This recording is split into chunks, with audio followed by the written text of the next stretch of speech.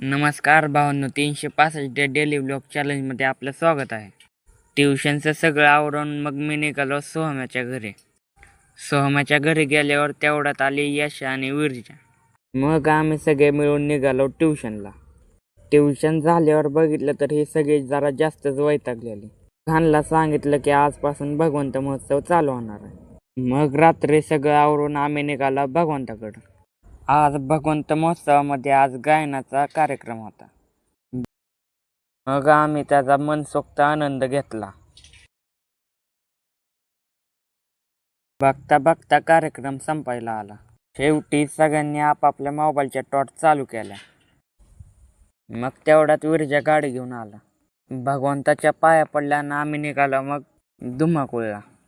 मग आला आम्ही धुमाकूळला. धुमाकूळमध्ये आल्यावर त्यांची सुरुवात कशी झाली त्याचा फोटो बघितला. तेवढ्यात आले मग वडापाव खाऊन मग मी निघालो घराच्या दिशेने. व्लॉग कसा झालाय ते तुम्ही कमेंटमध्ये सांगा.